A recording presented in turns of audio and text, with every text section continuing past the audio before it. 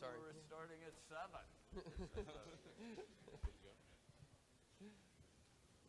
All right, good evening and welcome. My name is Tom Saroof, and I'm an Associate Programs Officer at the Intercollegiate Studies Institute. I am delighted to welcome you all to tonight's debate, sponsored by the Diana Davis Spencer Foundation and co-sponsored with our friends at American Moment. I want to give a special welcome to all of our students who are joining us this evening and for this whole weekend for our Dallas Regional Conference, which is called Towards Tech Advancement or Tyranny: Liberty, Human Flourishing, and the Soul. We at ISI are dedicated to our mission of educating for liberty and in teaching the principles that make America free and prosperous. And as we planned the weekend, we realized that teaching those principles requires us to think about how they apply to our current landscape in the age of information. Modern discourse on the right about big tech and Silicon Valley oligarchs is worthwhile, and we're getting some wins recently in that regard. But we see a need to get back to first principles, which is to ask a number of questions. How does modern technology threaten to change what it means to be a human being? What does human flourishing really look like in the age of information? Can we keep our republic and the culture of repudiation created by the social media landscape? These are existential questions, and over the course of the weekend, I hope you find answers to them. But as for our event tonight, I want to say welcome again to everyone watching here and all who are watching on the live stream at home. Our moderator tonight will help frame the debate, introduce our speakers, and explain the format. So I will introduce him so that he can get things moving for us. John Asconis is an assistant professor of politics at the Catholic University of America, where he works on the connections between the Republican tradition, technology, and national security. He is currently working on 2 books: A Muse of Fire, Why the U.S. Military Forgets What It Learns in War, on what happens to wartime innovations when the war is over, and The Shot in the Dark, A History of the U.S. Army Asymmetric Warfare Group, the first comprehensive overview of a unit that helped the Army adapt to the post-9/11 era of counterinsurgency and global power competition. His writing has appeared in Foreign Policy, The New Atlantis, Fair Forward, War on the Rocks, and the Texas National Security Review. So, John, the floor is yours. Thank you and enjoy. Thank you so much. And welcome, everyone. Tonight we are here to debate the question of, is Bitcoin good for America? Each of those terms is, I think, controversial in its own way. We are going to limit the debate to a discussion of Bitcoin. What is Bitcoin? In the beginning of the web, there were, I'll keep this brief, I promise. There were protocols. There was languages that were built to allow computers to talk to each other. And they were decentralized, and they were accessible, and they were interoperable, and you could build on top of them and do interesting things. But they had problems. Anything you wanted to do with the internet that was interesting required resources. And where there are resources, if there is not some way of allotting those resources, then you run into problems very quickly. And anyone who has ever tried to look through their spam filter on their Gmail understands the problems of protocols, right? So then there was a new era, the era of platforms, of centralized services that could do interesting and powerful things that were transformative of the ways that we interact, the ways that we communicate, the ways that we date, the ways that we navigate, all sorts of things. But these protocols, these platforms were built on centralized systems. They needed to be built on centralized systems. Now we have before us the promise of the blockchain, the promise of building actually useful protocols that bring with them the resources that they need to do interesting and useful things. And I'll allow our speakers to get into maybe some of the more technical details. But one of these new systems, one of the most important, is Bitcoin. So that's Bitcoin. Is good for America. What is good? We didn't come up amongst ourselves with an agreement on what is good. In fact, this debate to some extent is a question of what is the good. What is the good in general? What is the good of money? Does money have a good? Can money be good? And for America, What does it mean for something to be good for America? So these are the questions that you, our audience, will have to decide for ourselves. I cannot think of a better duo to walk us through these issues than the debaters we have on stage. In the affirmation, affirming that Bitcoin is good for America, is George Gilder, legendary technologist and writer. He's the chairman of Gilder Publishing, LLC, a co-founder of the Discovery Institute, and a senior fellow of the Center on Wealth, Poverty, and Morality. And he also directs Discovery's Technology and Democracy Project. He's written oodles of books on the technological revolution at various stages over the last 20 or 30 years, including Life After Google, the fall of big data, and the rise of the blockchain economy. Negating the proposition, arguing that Bitcoin is not good for America, is Jacob Imam. He is the executive director of New Polity and the VP of Finance for the College of St. Joseph the Worker, which is a higher education startup, one might say, aiming to both do good and provide a new model of education in America. He's a Prize Scholar and a Marshall Scholar at the University of Oxford, working on the theology of money, and he lives in Steubenville, Ohio, with his wife Alice and their sons. So a couple of notes on format before I turn it over to our audience, or to our debaters. So we have some scope of agreement about what we are not debating tonight. We are going to be debating about Bitcoin. We're not going to be debating about hypothetical cryptocurrencies that might exist. We're not going to be debating about cryptocurrencies with other sorts of characteristics, such as Dogecoin or Sheepcoin or whatever your coin of choice might be, or Ethereum or some smart contracts. We're debating about Bitcoin. That was the agreement. Although George has let it known that he's willing to contend any and all issues. Bitcoin is a vehicle for introducing blockchain to the world. That's what it did. I'm not going to be defending every detail of the existing Bitcoin protocol. Fair enough. We also, so that's maybe the big thing that we had discussed in advance. So the format, we're going to have 8 minutes each of affirming and negating introductory remarks, followed by 4 minutes each of rebuttal. We'll have about 20 minutes of a moderated Q&A, me directing my barbs at one or both of them as best I can. 25 minutes of audience questions, and then we'll end with 3 minutes of concluding remarks. So with that, George, the floor is yours. Well,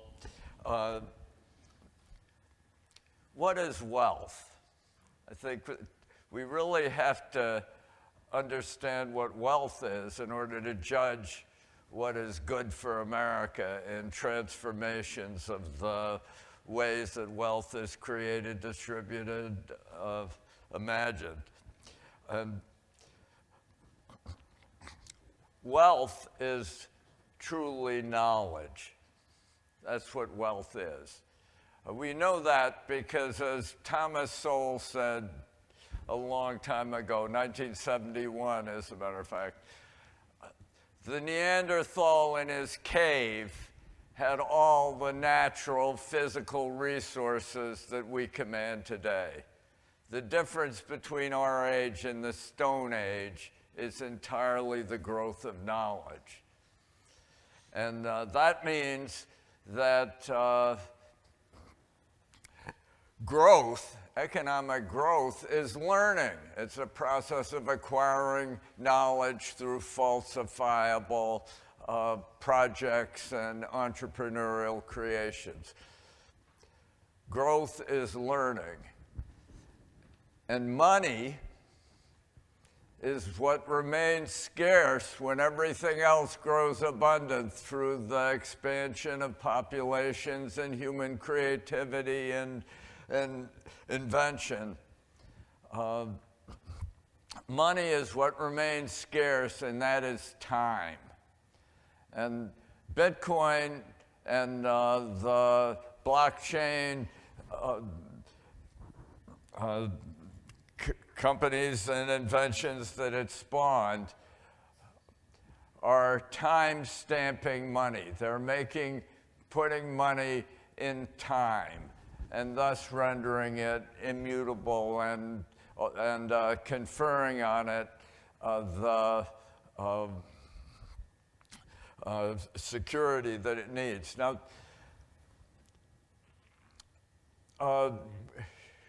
Daniel Patrick Moynihan years ago spoke about unities.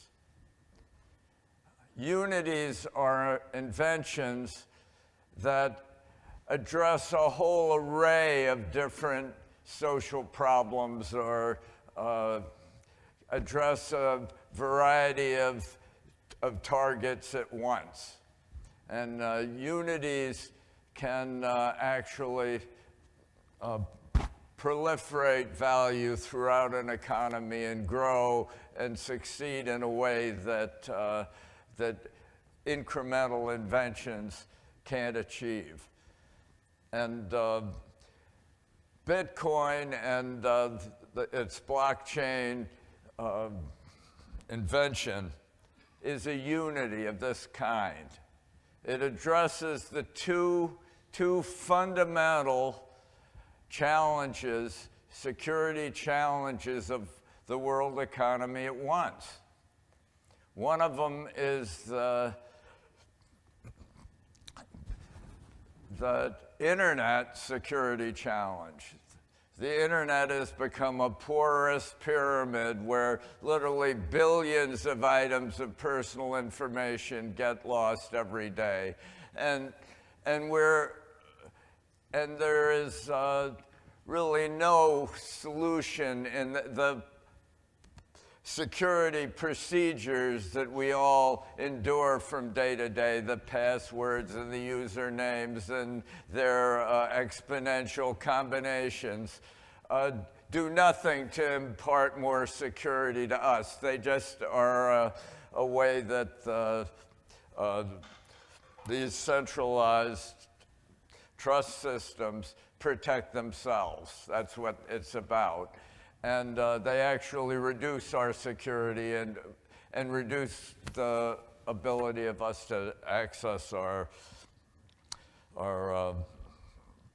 data. So that's one side of the unity. It's the breakdown in internet security. The other one, it's a hacking crisis. It's nerds hacking our internet security. The other hacking crisis is central banks hacking world money. And central banks every day have proceeded on a bizarre assumption that's completely alien to the history of money, really, that money is a property of sovereignty. It has something to do with national identity and power, that money is a feature of sovereignty. And in fact, money is time. It's a measuring stick. It is a unit of account. It's a way of, it's an information vehicle. And this just terrible usurpation that has occurred in the last half century, essentially, has really debauched money. It's central banks hacking money for the benefit of politicians. And Bitcoin and the blockchain do address both these hacking crises in the world economy. And I think they are enormously promising. They're the best path to the future for the United States. The United States does not benefit from Lewis Powell and Joe Biden or whoever it is manipulating money for the advantage of the bureaucratic state. And that's really what money is now. It's just an instrument of the bureaucratic state by which politicians rebel against time and seize the future from our citizens. And the blockchain allows a restoration of identity and personal property that is a revolution that's much needed. It's economical. Jacob? Excellent. Well, thank you so much, George.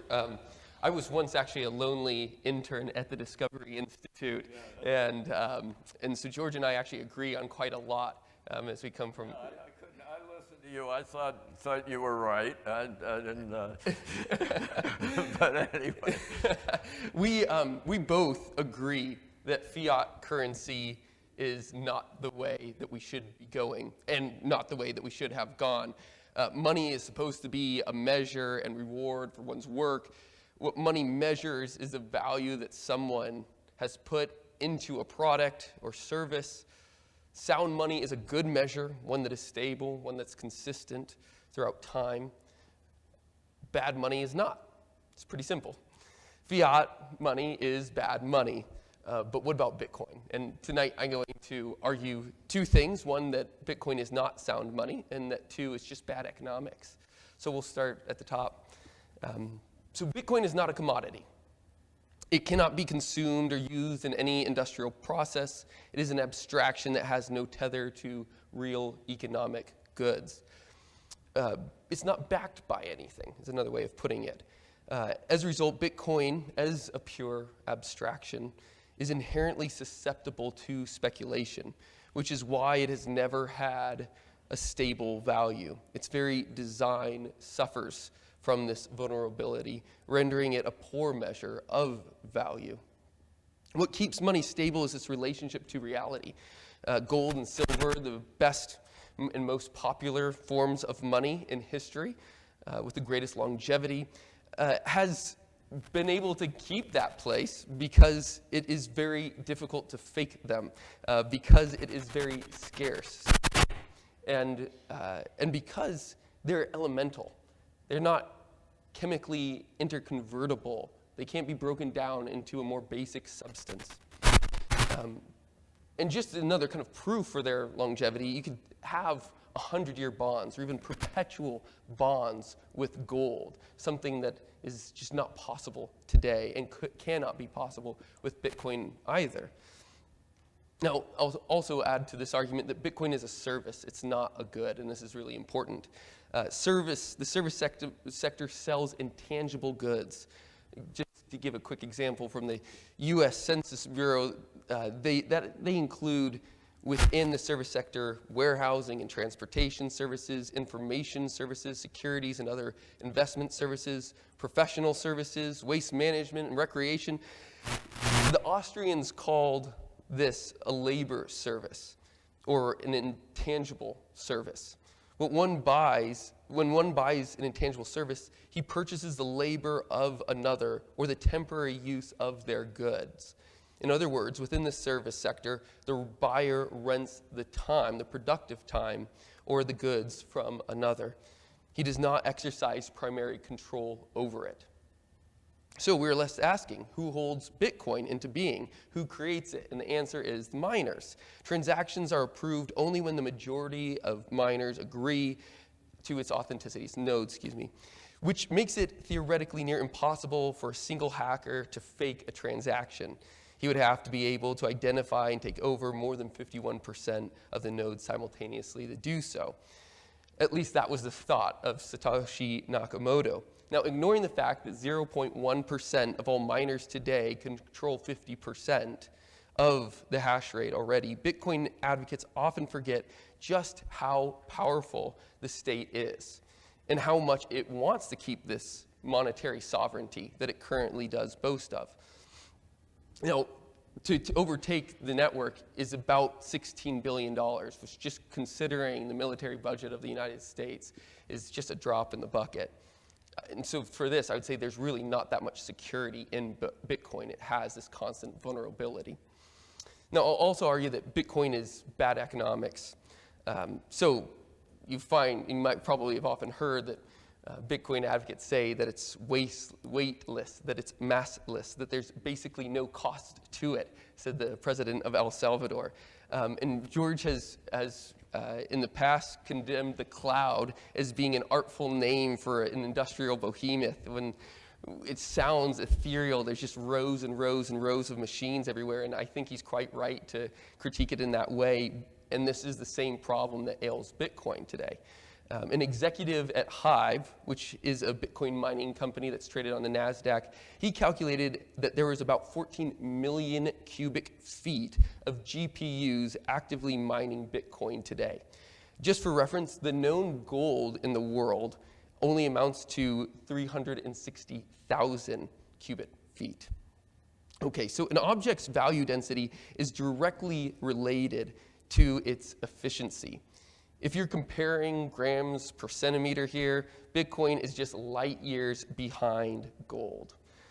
Perhaps more ironically, the S19j Pros, which are the current GPUs running the system, or the most up-to-date ones at least, they can contain about 0.2 grams of gold, or 2 of silver, which means that altogether, if you calculate this out, there's 726 pounds of gold and 10 times that amount of silver actively running the Bitcoin network. Again, it's not just the hardware that we have to talk about, it's the energy to run the hardware as well. And again, by calculations from executives of Bitfarms and others, that comes to about $30 billion today. So the Bitcoin proponents like to call this a security budget, but I think in reality it's just closer to a negative yielding bond than anything else. It's not stable. It needs to constantly be run. Now, real economic and societal resources are going to reify this abstract financial instrument. And we kind of saw a good glimpse of this with El Salvador last year, where they had a certain amount of geothermal energy available still within their sovereign borders, and they decided to use about 16% of that to begin mining Bitcoin. Now, that seems, like a conversation that we could have, but they import about 25% of their total electricity. And according to the World Bank Group, nearly half of Salvadoran firms say that the high cost of electricity is one of the biggest barriers to growth because it increases the prices of products and services. Okay, so right there, it seems like just a bad use of natural resources. But of course, we're talking about America today. And there's still a significant problem here too. Riot Blockchain, here in Texas, they earned about $9.5 million in credits just in the month of August alone for shutting down its Bitcoin mining rigs because it was considered that they were overwhelming the grid. No, Bitcoin is costing us money, it's costing us energy, and it is costing us creative capacities that we otherwise should use to produce real goods. Instead, Bitcoin pushes our economy and our society more generally towards this more ephemeral notions of prosperity and techno-utopia, which have been espoused by globalists on both sides for a few decades now. Now, I think as we are currently looking for the way that we should be going, this will be a conversation that we can have over the course of this evening, that's not the move. That has gotten us increasingly in trouble. Bringing us back to the personal, to the real, instead of the online and the ephemeral, is the proper direction that I would argue, and will argue this evening, that we should be tending. Thank you. And I could see, right on time, I could see George chomping at the bit to respond to some of these points. So, George, you'll have 4 minutes for your rebuttal.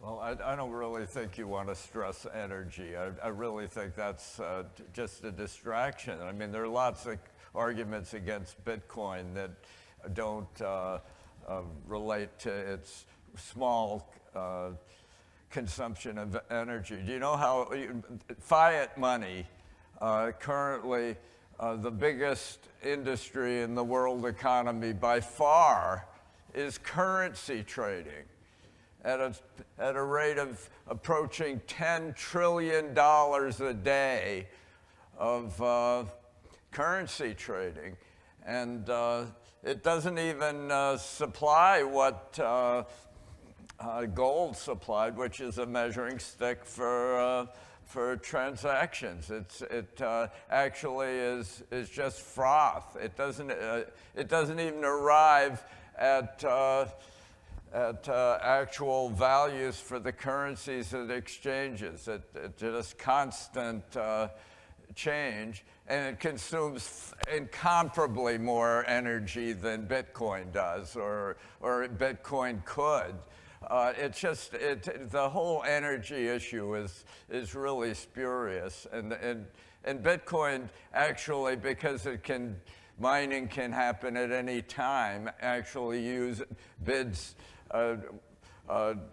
for waste energy, for energy at its lowest price. It's not an energy issue. Everybody, in general, I think your analysis is bespeaking a kind of materialist superstition, the idea that value ultimately derives from scarcity, and that it's material output, physically measurable material output, that really constitutes wealth, rather than knowledge and learning and over the passage of time. And so I just say, I don't think that's your argument, but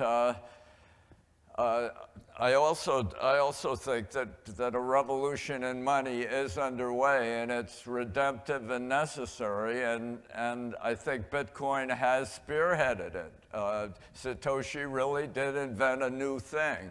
It's capped. The 21 million units by 2041 is a mistake, which contributes to the amazing volatility of Bitcoin. It makes it pretty useless as a transactional currency at the moment. They're working on Lightning. They're working on a lot of things. It clearly is a work in progress, but its energy consumption is not its key problem. Its opportunity is immense, and I hope that the entrepreneurial activities devoted to it and its rivals will triumph in supplying us a new money, which is rooted in human identity and property rather than in the cloud.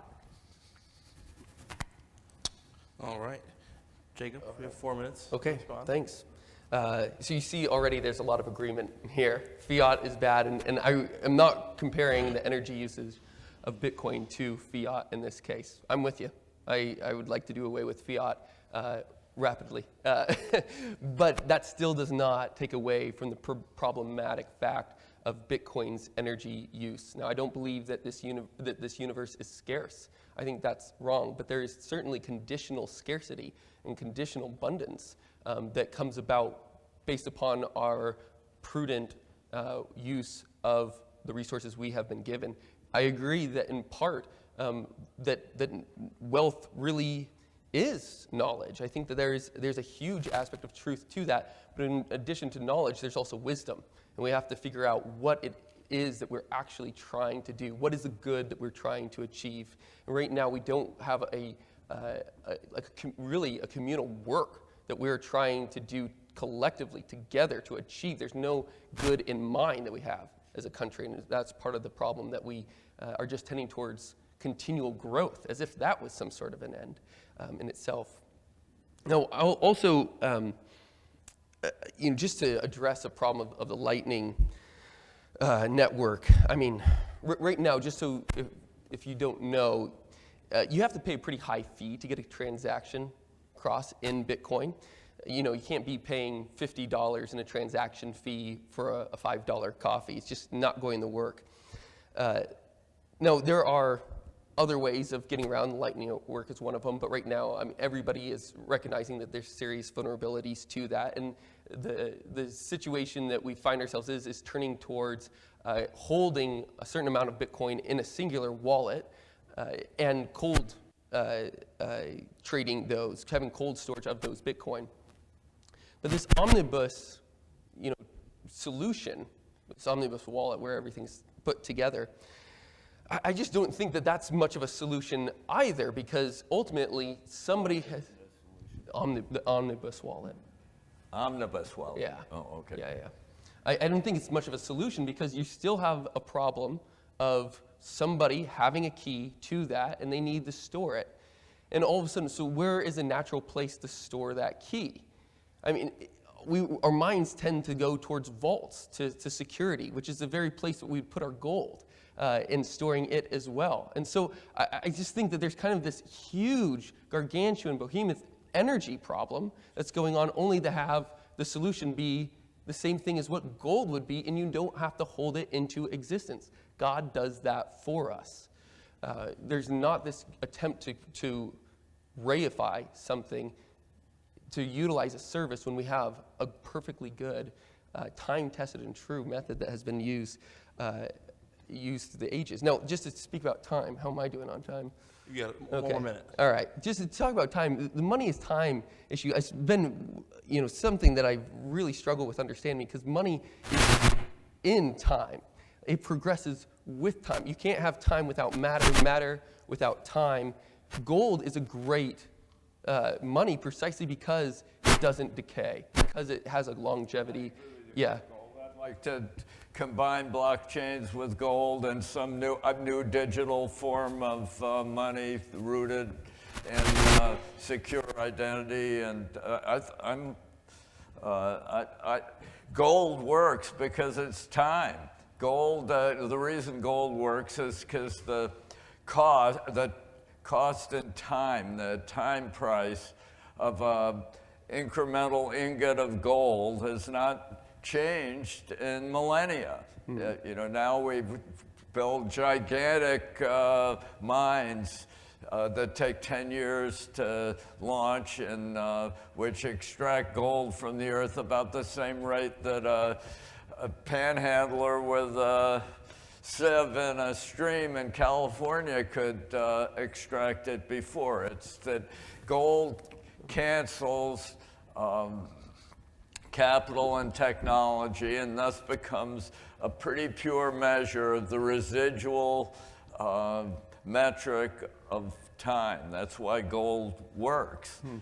But I don't think that we're gonna just restore the gold standard in some routine way at this point in the history of technology. I just don't think that there's gonna be a new kind of money emerging, and I think the blockchain, which reflects the advance of Moore's law, the blockchain, Satoshi's great insight was to see that memory technology had advanced by 2 billion folds over the last 50 years. There'd been 2 billion fold increase in the density of microchip memories. And that this enabled a redistribution of power across the whole world economy, that you no longer needed to have these centralized data centers anymore to administer money. But so it's, but I agree with that gold does give you an insight into what money is and the kind of characteristics we want it to have. And there's an interesting book, by the way, by a guy named Nick Bhatia called Layered Money. And it shows that Bitcoin or gold is even more cumbersome for transactions than Bitcoin is. And so it's layer one money. It's the money that connects really ultimately to what I call layer zero money, which is the scarcity of time in the universe. And but the mistake of Bitcoin was that it has the past in it, but it blocks off the future. It cuts off the future by being capped, and it captures the scarcity of ongoing time, but does not capture the infinite extensibility of time. And but I think to focus too much on the material properties of gold or whatever. You know, give to Caesar's what's Caesar's.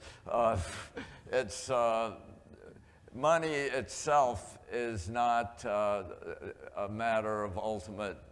I mean, I share your ultimate value system, but I don't think we need to have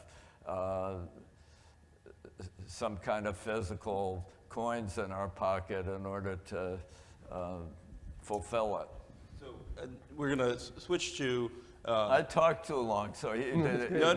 But you went under earlier, so we're about even. But actually, you're actually addressing what I wanted to ask as my first question, which is, what is good money? What properties make money, a kind of money, good money, in your estimations? Yeah, I think that good money is predicated upon its ability to keep its substantive value throughout time. So just to run back into what I was saying is that the quantity is somehow predictable or consistent, but that also it's not going to be broken down by time. Again, just to kind of return to an earlier point with gold, it's elemental, therefore it is not interconvertible. It can't be broken down into another substance. That's why money, you have to look to a money that can last through time. But I don't see eye to eye with George on this matter that money is time. It is a material thing within time. Time is measures time. So yeah. So you want to say something about? Yeah. Go off and try and articulate that, because I would say that time is a measure of decay or it's a measure of perfection. Everything is that's a measure, and that's what we want is an accurate measure. In Paris, there's the Système International, which collects all the measuring sticks of the world economy. What makes possible to create a silicon ingot in Texas and have the microchip manufactured in Taiwan and combined on a printed circuit board in Malacca or the Philippines. It's the universal measurement that are collected at the Système International in Paris. There's the kilogram, the second, the watt, the mole. There's 8 key metrics that underlie all the interoperability across the world economy. And all of them, as I think I was the first to point out, ultimately reside in some measure of time. The second, the lordly second, as the speed of light is really the ultimate measuring stick that unifies all those other measuring sticks of weight and force and luminosity, and all the other ones have some Hertzian property in them, some that ultimately resolves on time. And the second is the one slightly self-referential point at it, because it's the emissions of cesium, the radioactive emissions of cesium, but which have a rhythm to it that defines the second. So there's ultimately, I think we want to bring the money into the Système International that as a measuring stick of value. And this doesn't mean it's going to expand with the world economy. The more of it, the better. It shouldn't be scarce. It should be as abundant as the human creative imagination and the image of our Creator.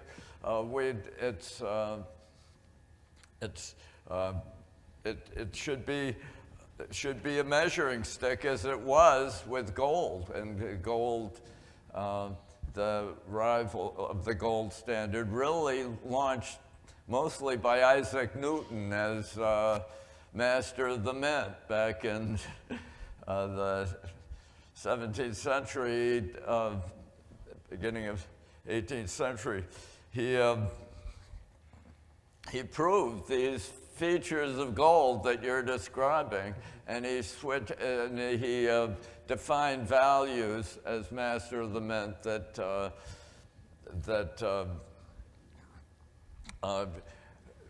led to gold usurping silver and becoming the gold standard and enabling London to displace Amsterdam as the leading source of money, and the launch of a British Empire where the sun never set. You know, I mean, all this really emerged from that insight. And Satoshi isn't quite Newton, but it's another moment of creativity that I think has huge promise.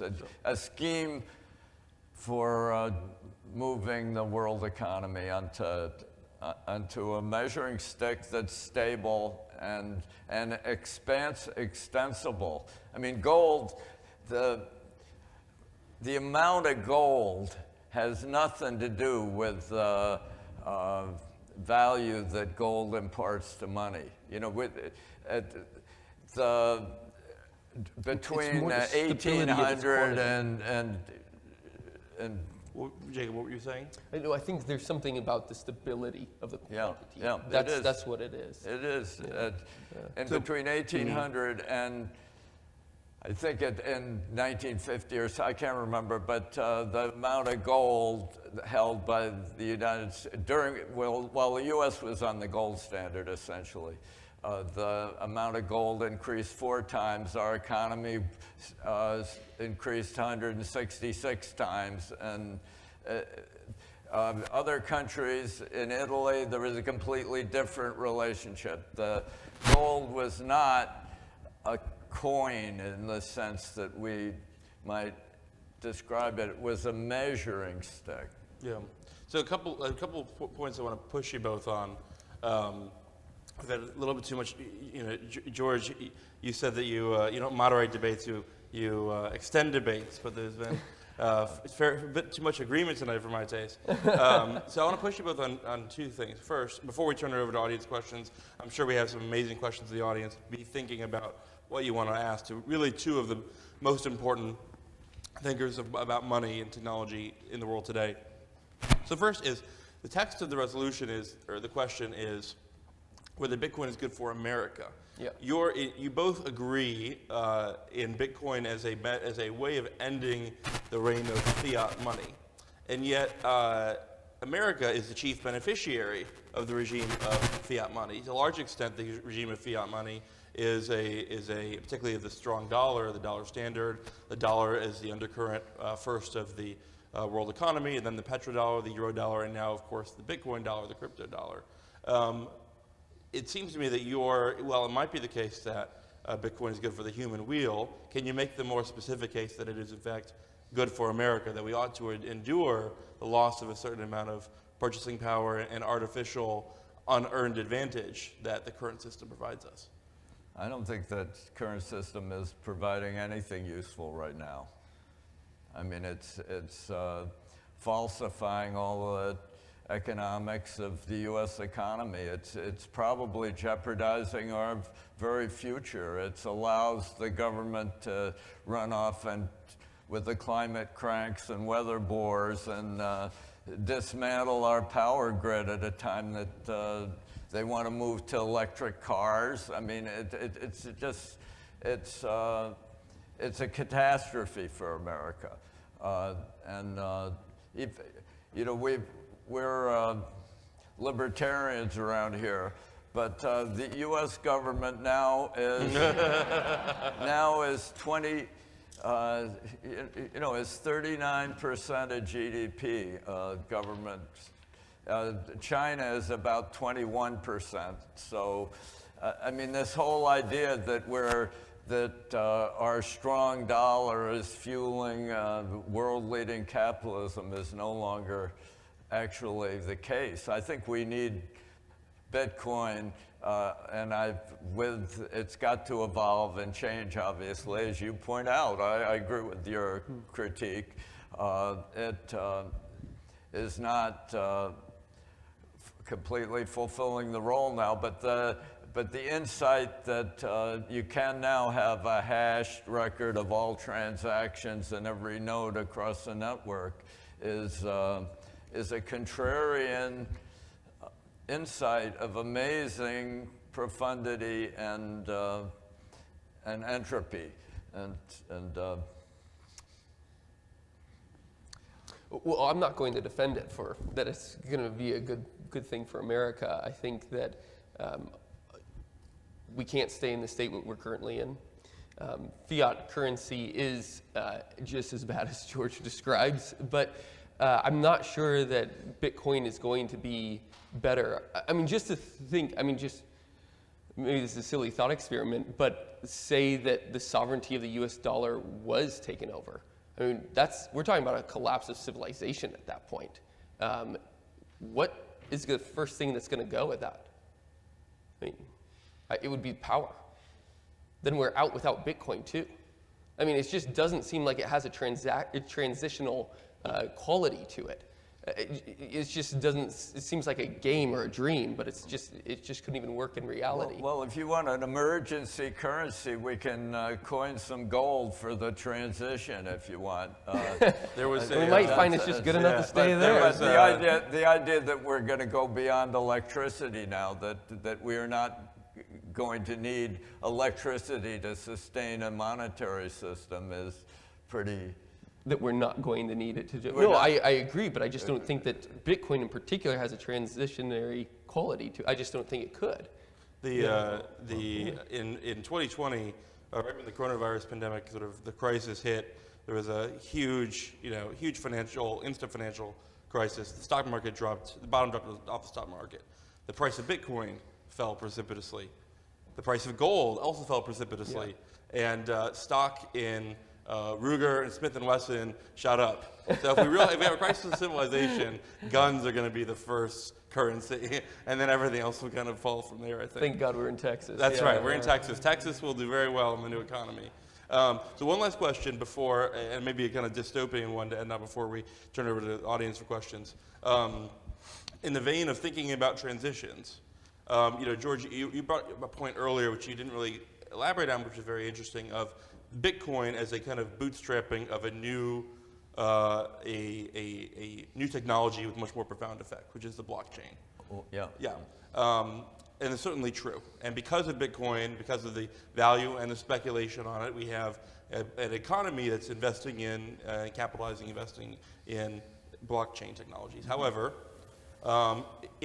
assuming for a minute that proof of work is the only way to get this blockchain to really work, we can take that assumption, we can debate that if you want, but assuming that it is the case, and that the state will always have substantially more than enough resources to undermine the security of other proof of work systems, then what is preventing the state or the state system from using blockchains for its own purposes, as with central bank digital currencies, and basically undermining or practically forbidding the use of Bitcoin, which is one of the possibilities I very much see on the political horizon. Yeah. So why does Bitcoin win? Well, Bitcoin would be, these central bank digital currencies that are contrived by the central banks will be priced in layer one money, which some ideal form of Bitcoin could provide. When these sovereigns want to recapture money, it's because they want to manipulate money and use money to falsify transactions in order to impart greater power to the administrative state that they rule and through which they exploit populations. And so we need if Bitcoin can extend its global reach and establish blockchain identities across the world economy, then then all these digital currencies will be priced in Bitcoin. That will register the actual time-based values by which values are measured. I mean, I don't know whether you want me to. I've got a book we've just put out. I didn't write it, but I wrote the introduction to it. It's called Superabundance, and it uses time prices. That is, measures the value of any good or service across the world economy, across time, by the number of hours and minutes and seconds a typical worker has to spend to purchase goods and services. Time prices do show this vast increase in abundance over the centuries. William Nordhaus of Yale estimates that time prices show that ordinary economic monetary prices understate technological progress by a factor of 100,000. Wow. It's just, there's entrepreneurs figure out where to go and how to produce value beyond the reach of manipulative bureaucrats. And okay. Jacob, do you want to comment on this question? Yeah, sure. Well, just to hit yours, I do see that the state will always be a threat to the stability of cryptocurrencies because it has this ability to be centrally manipulated. It has that vulnerability built into its design. Okay. I will also just kind of re-up the earlier point that I made about cryptocurrencies being speculative assets as long as they remain untethered to reality. The only thing that cryptocurrencies right now really represent is the wasted energy that goes into reifying them, and that's no measure really at all. I'd add, kind of the toss in a later point on. I mean, I disagree with superabundance. I don't think that it is philosophically solvent, and a lot of the methodology I find questionable too. But I think there is this question of we need to reconsider what a definite common good is. Because right now in America, the only thing that binds groups together is hatred or very tangential likings. Or money. Or money. That's one of them. Yeah. But we don't actually have a unified vision of the good that we are actively trying to cultivate.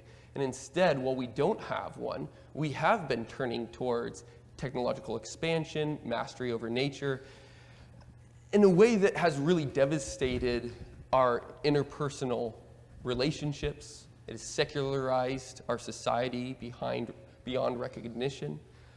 It's bottomed us out. I mean, we are the most technologically advanced and yet the most depressed people in history. And that's not correlation. Study after study shows that this is causation. This is devastating, and we need to go back to first. We have to turn back to first principles. All right, that's probably a good way to end the moderated section. So I have time for several questions. So we have an audience mic. Yes, great. Start over here. If you don't mind introducing yourself as well. Hello. I'm Brian Chow from University of Waterloo and from the New World newsletter. And so I think this is the best question. Okay. So Hoppe notices the point that the deterioration of government assets is related to the fact that whoever is ruling the government is typically a caretaker. Right, as a temporary ruler or a temporary manager of the government's assets. Do you think, and of course under this is the monetary asset is the strength of the currency, do you think that is incompatible for the system of government to be, or the system of money to be some kind of hard money, and for the government to be this kind of custodian government in the long term? So either will hard money, either gold or Bitcoin, force a conversion to some other type of government, or is it necessary to change the form of government before hard money can be implemented? Thank you. Yeah, it's a great question. Oh, sorry, Judge. Go ahead. Go on. I think it's a great question. By looking at what is possible, we have to see what has actually happened. That's a pretty good basis of what we can do and what we can strive for. And the fact that we have had hard money in the past for century upon centuries shows that it can be done. Okay, so that's great. When was the time when we had the greatest stability? Well, it was under a different form of government. Still under government, obviously we're not here. I guess after George's comment, I shouldn't go full, assume we're all not anarchists here. But but I do believe with the administrative state, it is designed to run our world, to grant us rights, that the person is not a person unless the state so gives her that endowment. We need to go beyond an administrative state. We need to go back to a form of government that we had seen where there is really a defense of the peace is the priority of the government, and not the attempt to define the pattern and order of life that otherwise would not be reified without its own existence. I think that one of the real benefits of blockchain-based currency is that allows attestation. Individuals, when some government or bureaucracy or even imperious company comes to you and charges you with violating some rule or hiding some asset or whatever it is, blockchain gives you an unimpeachable record of transactions to which you can appeal. And this is true even in communist countries, or it enhances the foundations for individual rights, regardless of where it's launched or created. And so I think it contributes to the evolution of Republican forms of government that we seek, and which embody the great moral traditions of Christendom, or that we cherish. And so that's... Yeah, great answers, great question. Over here. Yep. Hello. Hi. My name is Kate. So since Bitcoin is an open source currency, which we all love as its democratic embracement, how do we protect against this constantly increasing numbers of variants? And how can Bitcoin then maintain long-term sovereignty in the saturated market of independent variants? I couldn't hear the question. Oh, then you probably answer it, because it really wasn't a question for What? me. It really wasn't a question for The me. question is how Bitcoin can compete with other Cryptocurrencies. It's an entrepreneurial process where the ones that work best will prevail, and the ones that get captured by governments will probably not perform the measuring stick functions that are critical to the role of money in an economy. So I mean, any technology emerges with thousands or more of instances that many of which fail, and that's part of this learning curve process, the Popperian falsibility of enterprise that actually makes free economies prevail. Great answer. We'll go in the back here. Yep. My name is Mihaya Marie. I'm from New Founding. And you mentioned here that you are libertarians. do you feel that a currency has to be fungible? Because a big difference between gold and Bitcoin is that gold is for all practical purposes fungible, while Bitcoin is not. And to be clear, George was speaking for himself when he said that we're all libertarians. What's that? So what the question was, Does the fungibility of the currency matter? Gold being fungible, I can melt it down into larger, smaller quantities. It doesn't depend on a particular protocol or anything. Although you do have protocols of various ingots, and that's an interesting question. Whereas Bitcoin is one network, one system, one protocol. yeah, That's the question. I don't think, I think the difference is not as great as he may imply. I think that gold actually is a layer one money. It really isn't a competitor with Visa.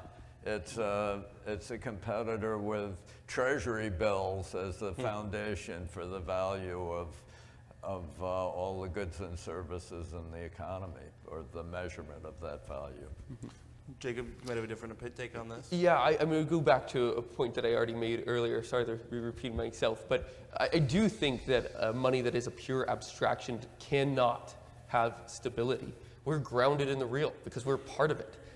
So as a result, you're only going to find consistency and soundness in currency if it is truly fungible, if it has some sort of reality and use. So I think that's only one aspect of sound currency, but I think it's an essential one.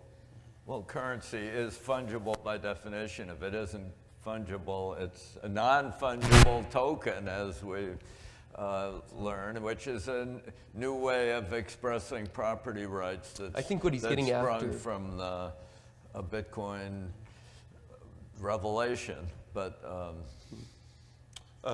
So we have some more questions. You will go over here, and then we'll come back to this side. My name is Ethan LaBelle. I'm from Patrick Henry College. I know both of you talked about Bitcoin as a decentralized currency, but I think the current state of Bitcoin for the majority of Americans to gain access to, you need to upload a social security number, add a form of ID to actually be able to trade or actually utilize Bitcoin. And how do we resolve this or reconcile Bitcoin being decentralized while being centralized on its exchanges? I know there are exceptions to this, but just for the majority of Americans. Well, this is, the social security number is more artificial than the private key. The real identity is in a network that's beyond the government network that demands the social security number, but that's a derivative identification code rather than the blockchain itself really does conceive of a new way to actually establish unimpeachable personal identities and data sets, and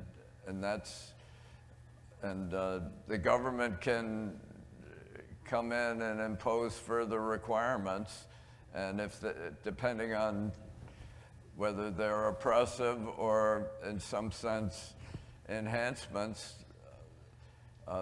they will either lead to a better economy or a slide into some new kind of degenerate system.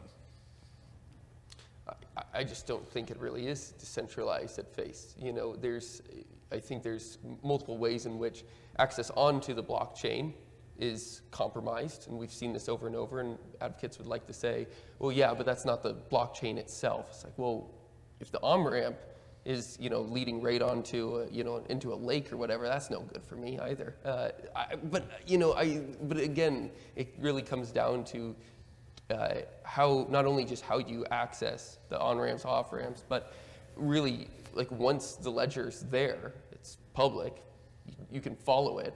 Former director of the CIA says it's easier to follow than paper money, and I think that's obviously the case. It's also, it's changeable as well, and I think we saw that with the Colonial Pipeline, where the Colonial Pipeline, where just everybody in the industry realizes that was possible because the majority of miners, after China closed everything, came to the States. And so you were able to see a 51% attack there.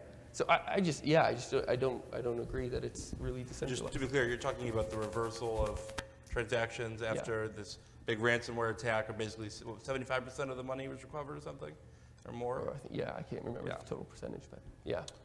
Yeah. Mary? We have a mic over here.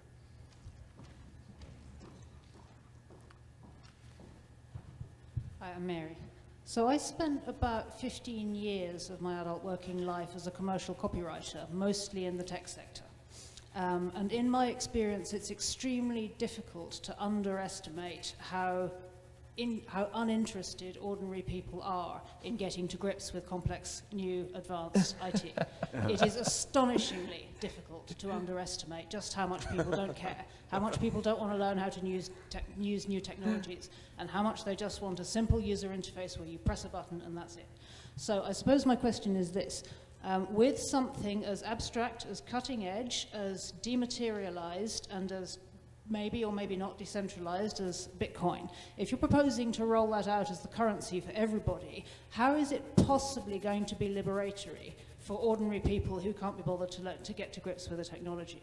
It seems implausible to me that it's even going to be usable for ordinary people without the kind of intermediary layer which immediately introduces the possibility of new kinds of walled garden, new kinds of tyranny, and new kinds of surveillance. I wonder if the panelists could speak to that. I think that those are good points. However, the idea that it's more abstract than existing money, it's not more, it's rooted in individual identities that are unimpeachable and haven't been broken during the various episodes of Bitcoin exchange breakdowns. And the recent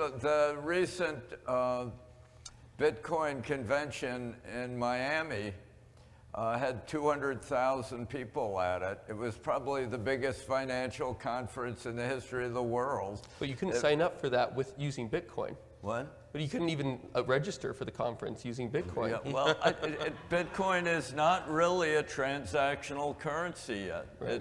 But that's her point. It's a candidate for digital gold, which endows other currencies with this timestamp, with this fundamental unimpeachable measuring stick. That's what it does. And people used gold. Everybody didn't carry around gold bullion in their pockets. It's layer one money. It's not. It attempts to be digital gold, and people will migrate toward money that works and that. And a digital form of cryptographically based currency that protects your identity and allows and your own data and sources of property will be widely adopted. It's not more complicated than government money that requires $10 trillion a day of currency trading, churning away at vast cost and little yield.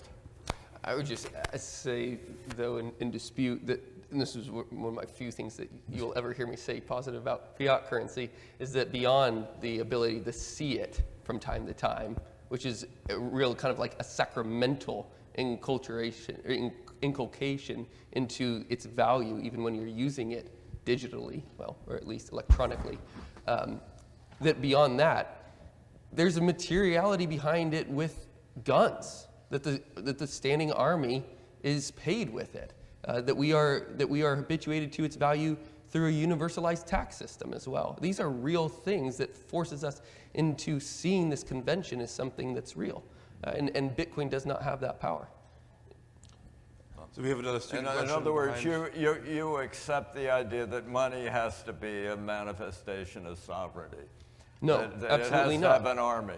No, but I think if you're talking about something that's purely abstract, that helps to get it beyond an abstraction. Yeah. Yep. Hi, Corey Gunter with the University of Dallas. My question is, sort of at the beginning of Bitcoin's popularity, we saw a very large concentration of wealth, like at a very rapid pace into a few hands, more than we've like ever seen, essentially ever, into the hands of people who essentially didn't really create anything. They didn't make anything. And I'm just wondering if that's a newfound power in a sense in those hands, and I'm wondering if that causes any concern, or yeah, I'm just wondering what your thoughts are on that, if that makes sense. Well, I've opposed hodling from the beginning. I don't think Bitcoin can work to the extent that it's a speculative asset rather than a measuring stick. So I agree with you that I mean, the law of capitalism is you can only keep what you give away. And if saving is only valuable if it's invested, if it's in projects that other people pursue with you. And so to the Bitcoin is a kind of speculative asset enriching a few billionaires that is obviously not of interest. Bitcoin conveying a blockchain which provides a new global source of identity beyond governments is a major breakthrough of value that should be pursued into the future. We have a student question in the back. We can take 3 more questions and we'll wrap up the debate. All the way in the back on the right side, and then we'll kind of come down the left side here. What's that? I want to hear Michael's question. We will get Michael's question. Well, while we're walking, I'll say I appreciate your principle on this, George, but you'd be a lot better prospective donor for ISI if you had been a hodler of Bitcoin back in 2010. By the way, if you did hold on to any Bitcoin, the College of St. Joseph the Worker would gladly take it. Yeah. Yes, that's funny. Yes, the College of St. Joseph the Worker does accept Bitcoin, which you immediately turn into gold for you. That's right. Nate Fisher. So as we approach 2040 and the block rate declines, you mentioned you oppose hodling, but the cost of transactions is presumably going to be quite high if it's going to have to be quite high to support the security of the Bitcoin network. So how do you see that playing out when we're no longer getting rewards from new issuance? Did you hit it? So it's a question about BTC of how is it going to play out as we hit the limit, the block limit? Yeah. I mean, they got to get rid of the cap at some point. I mean, that's just. You almost imagine that Satoshi actually anticipated this. The cap was to impart to Bitcoin this speculative appeal that would attract a lot of investors and get it launched, and then it would have to transit to some, actually the mining would expire and you start paying fees. There's a whole process by which I believe that that Bitcoin could escape its cap and thus its ridiculous volatility and become a serious candidate for a new global money. Do you think, like the king under the hill, that Satoshi will emerge from his slumber to make the case? Yeah, he'll try to come to my COSM conference. I've got so many Satoshis in my life, I can hardly bear to find another one. They compete, and they're very angry at each other, and maybe none of them are real. But like the sword in the stone, there's the Satoshi wallets, and whoever can unlock those wallets has proved his identity. All right, a couple more questions from here. I'll let you pick. I can barely see with the lights and whatnot, and then we'll take Michael's question last. Hey, Michael Gibson, 1517. Allow me, maybe calling the question the wisdom of the debate question, because it seems to mask more than it reveals. if the question was... Who are you? Mike. Are you Mike Gibson? Mike Gibson. Hi, Mike. How are you? George. How are you? Great to see you. George is an investor in my fund. So, allow me to, if the question was, is fiat money bad for America, it seems like you would both be in agreement. Absolutely. So maybe the real question is, are you a monetary maximalist, or do you believe in a free market and money? And, all these questions about whether it's a 51% attack or the future of mining fees and so on, these are all things we could actually put our soul and skin in the game on, and we would each get to choose what we believed in. I mean, to go against gold for a second, in 1933, FDR issued Executive Order 6102, which prohibited the ownership of gold in America. Yeah. There was nothing you could do to escape that. Whereas when Russia invaded Ukraine, apparently people didn't want gold. They had USB sticks with not Bitcoin, but stable coins and so on, and that's what they used to flee. Yeah. So it seems like people are going to reach for things that work. Yeah. So are we monotheists or are we polytheists? Are we a free market in money, or are we maximalists, whether it's gold, whether it's Bitcoin, or whatever?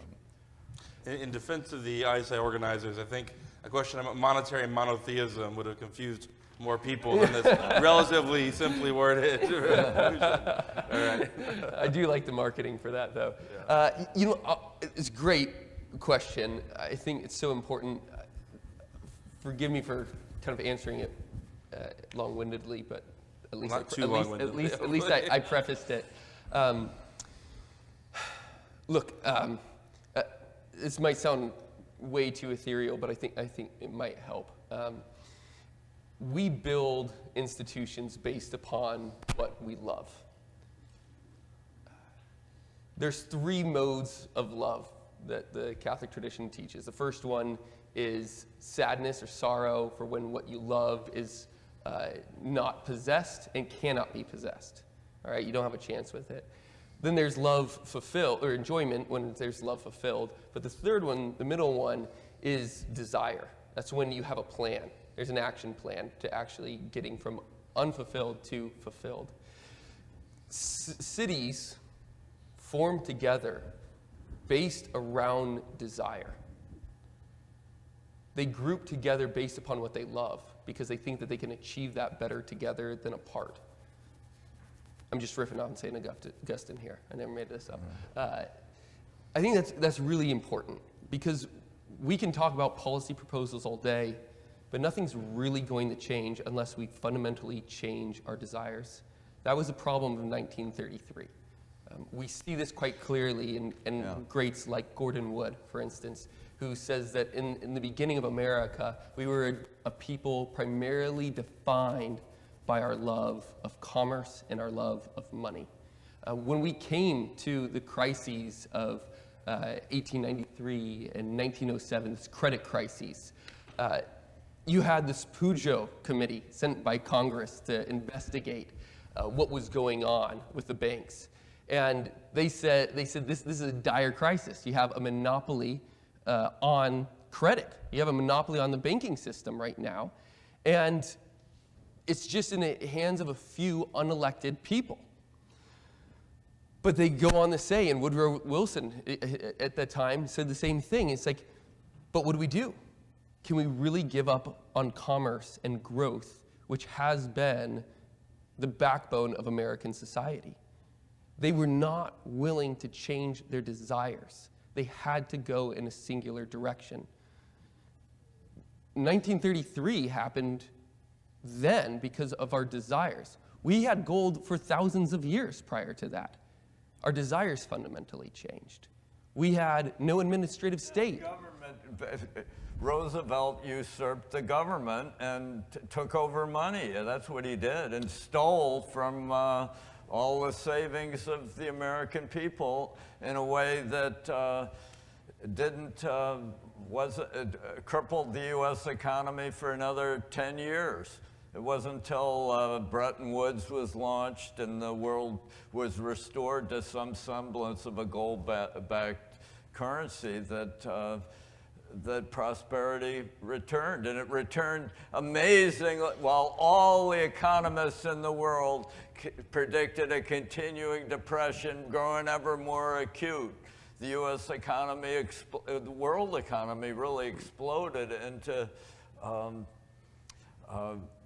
prosperity after the war. It was just, and so I really don't think that what Roosevelt did expressed our, it expressed the desires of secular socialists through history is what it did. And they want to take over money and all commerce. And I don't, I think commerce is ultimately divine. I think we're creative in the image of our Creator. Sure, it has a place. I think the disparagement of commerce is somehow rampant desires corrupting our souls. I think is just Obvious, I would say, actually. is the materialist superstition. It ascribes to matter too much importance. Why don't we save these for the conclusions, which we'll have momentarily. I want to give Michael a chance to ask a quick question with a deserving of a quick response. I think we can keep doing questions. I don't think they're. I mean, the questions are fine. We'll stick to the script. Yeah, Michael. Michael asked this question. No, this isn't. Oh, you. Oh, I was on another guy. Oh, we have a student in front here. Sorry, I apologize. Sorry, that's okay. My name's Armand. I go to Christendom College. There you go. So I guess you, Mr. Imam, you kind of mentioned this just early, kind of which we don't have a goal. What is the end of for both of you? What is the end of Bitcoin? Is it for like just businesses, or is it something that we want all Americans to use? And do either of you think that the benefits of using Bitcoin would be worth the possible negative effects that we've seen technology have on our society, whether it be culturally, whether it be within our relationships? Do you think that that despite that, Bitcoin is still a worthy endeavor worth pursuing?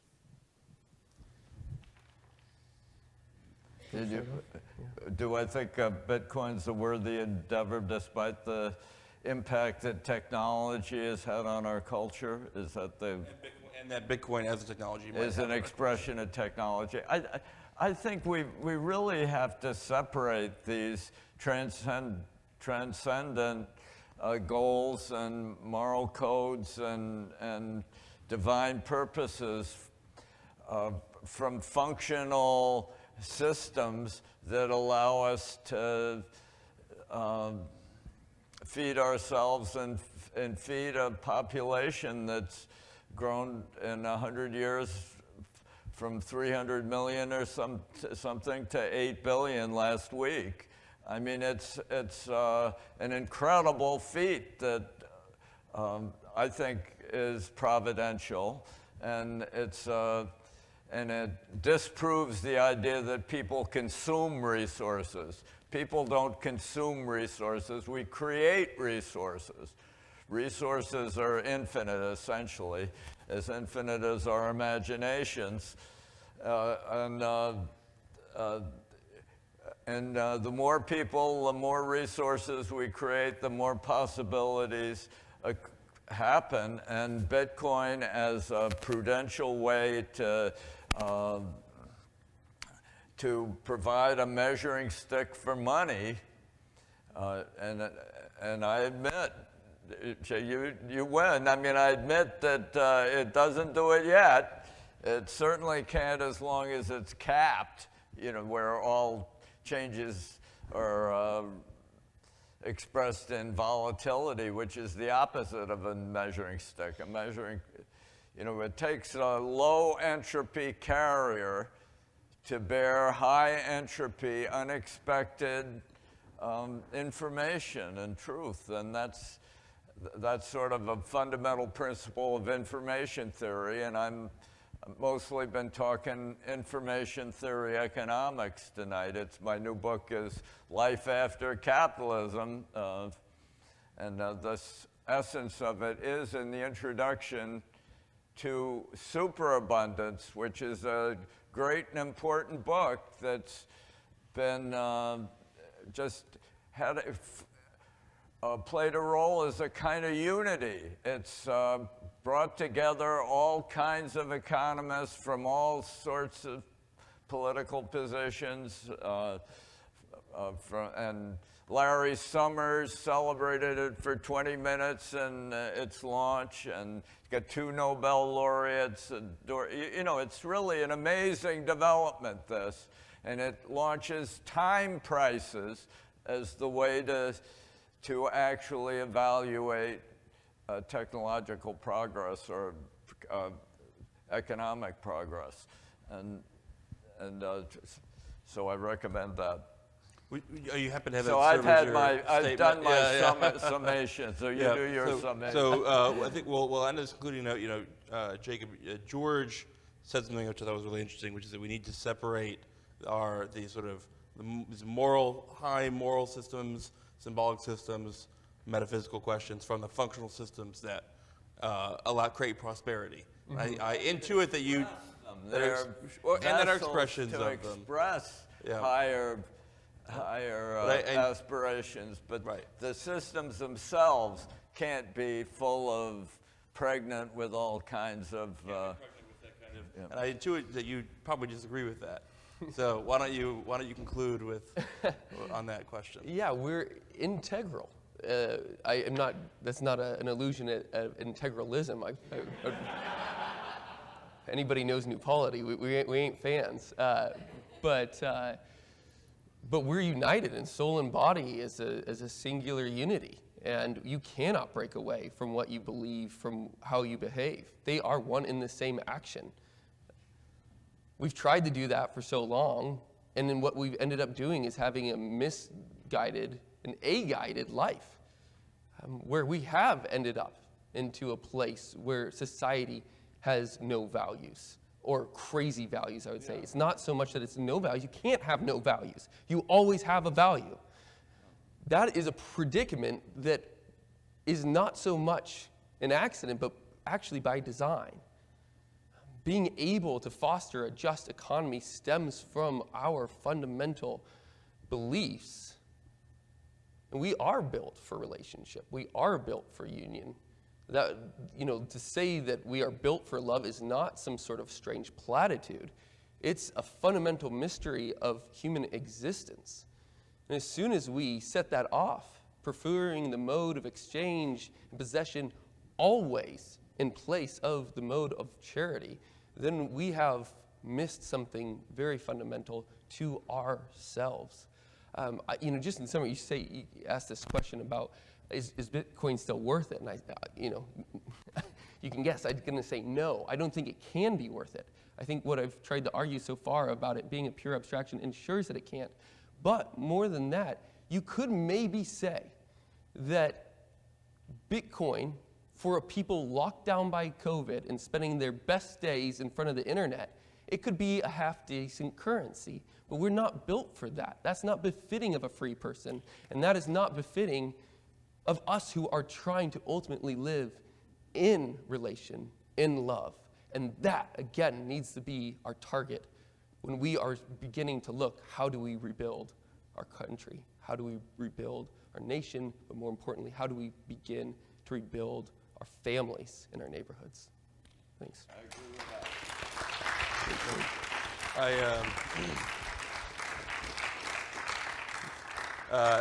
Not to preempt some of our speakers tomorrow, I'm thinking especially of my friend James Poulos, but the debate about Bitcoin isn't really a debate about currency or technology. It is actually a debate about value as such, about the kind of society, the kind of America that we want to live in. And very few people could have handled the topic with that much seriousness and grace and flourish as our debaters. So we want to give them one more round of applause.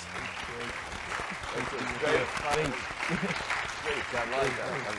Beautiful. Thank you. And that concludes this debate. And it's been wonderful. Thank you so much, and I hope everyone has a wonderful weekend. I don't know, Thomas? And thanks to you, Professor, for your moderating. You did a great job. For all of the students, we're going to continue our conference by going to the Griffin Room, which is in the main hotel on the 3rd floor. And you can follow Josie in the back, and she'll help lead you.